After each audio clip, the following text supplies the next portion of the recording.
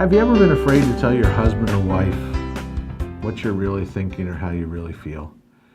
You know, those times when you double book yourself, you plan to go on a fishing trip the same night as your father-in-law's 90th birthday party, or you maybe spent a little too much money on something that you wanted to buy and it wasn't in the budget, or maybe you got a bad job review at work and you're afraid to go home and share the news with your spouse.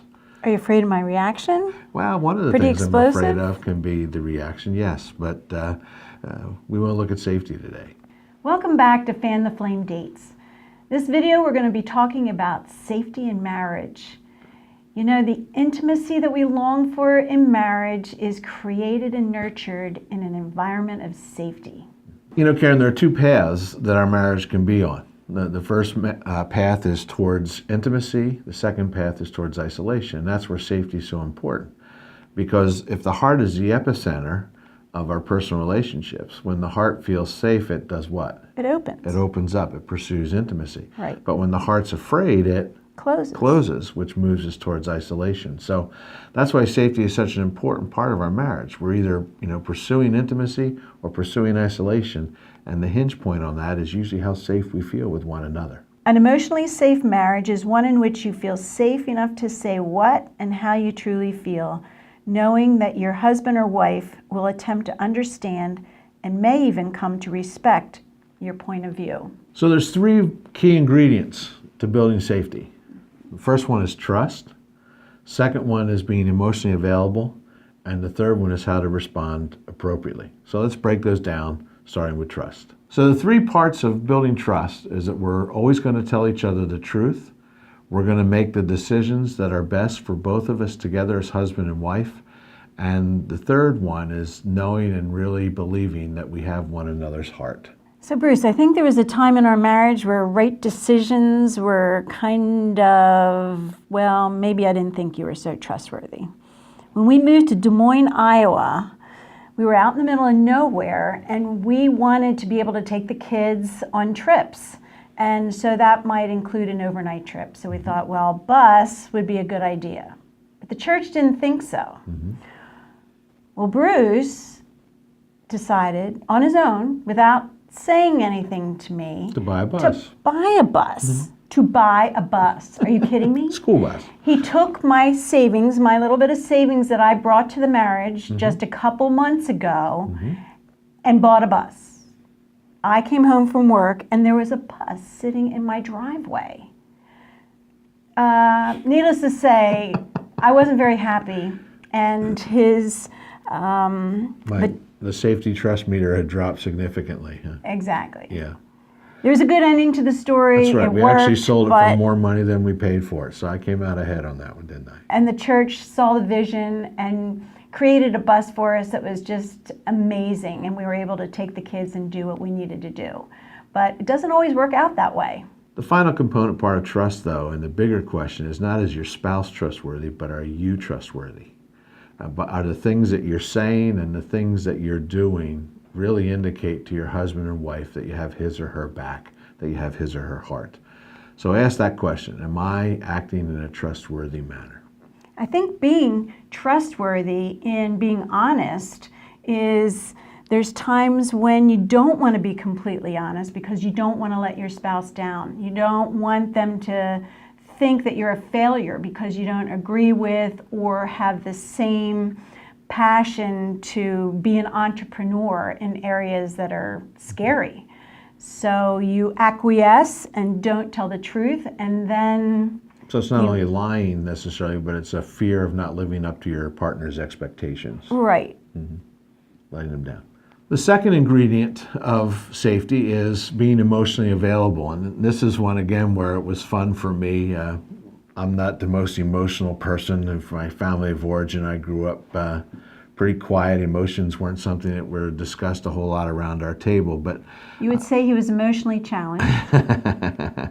And the whole idea is, can you give your full attention to your spouse? Can you feel like you're empathized? Can you make your spouse feel as though you're empathizing, that you're caring, that you want to know and you're connecting in a positive way? So that helps build safety. That you need to feel that you can share your heart with me, and I'm going to receive that and understand it and validate it and support you in that. And When you're not watching TV and saying, yep, okay, yep. Or with the newspaper. right, or yeah, We need undivided attention, I guess, is what we're trying to say. being emotionally available. So the first one is trustworthy. Second one is emotional availability. Third one is Sensitivity, responding with sensitivity. I guess Bruce asked me to share about this one because I just do an amazing job responding with sensitivity. yep. That's why I ask you. If he comes home with something that kind of riles my feathers, I might respond in a way that would be scary. We just for saw him. that in your little bus story that you responded in just a very fun, positive, nurturing, assuring way. Very funny. But nevertheless, over the years, I've had to learn that I get further if I stop and listen and not react, but validate what he's saying and be able to discuss it at a level that's not at 10 decibels. Discuss it on a level that we're just chatting together. Yeah, there's no defensiveness, there's approachability, there's openness to dialogue and conversation. Yes, exactly right.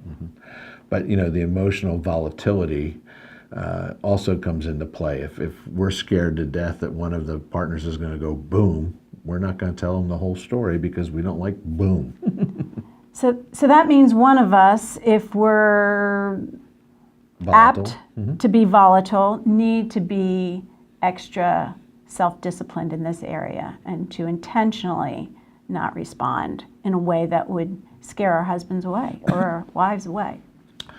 One of the things we do when we coach couples in this area is we always talk about let's have a safe conversation. We have them just make a little hand signal there. It kind of comes from Maxwell Smart's cone of silence. Let's have a safe conversation. That means I'm going to come out of my shell. I'm going to share something with you that might be a little bit disturbing or you might not respond to real positively. And I'm preconditioning you to that to make you aware that something's coming so that you can kind of just back down a little bit and be able to receive that. So just a little hand signal, let's have a safe conversation. So why is safety important? Without it, you can't resolve conflicts well. Yeah, well, if you can't share how you're really feeling or what you're really thinking, it's going to be impossible to resolve conflict. I mean, that's the root of resolution. You have to be vulnerable and share what's really at the core of the conflict. Also, you can't have life-changing conversations that are going to help both of us grow in our relationship. Yeah, when, I was overweight and not in real good shape, Karen had to have that conversation with me that she wanted to keep me around for a little bit. And that's not necessarily the safest thing in the world to tell your spouse that he or she's a little bit oblique. Third reason why safety is so important is without it, we can never really achieve intimacy. And that's what we open with. That's the thing we all long for, is to feel that we can know each other, how we're thinking, how we're feeling, and who we really are. Without safety, we feel alone, we're hiding from each other, and we're actually hiding from God. We're afraid. And back in Genesis, God created us to be connected. And when we're not pursuing connection and we're afraid of each other, we're separated. And according to God, that's not good.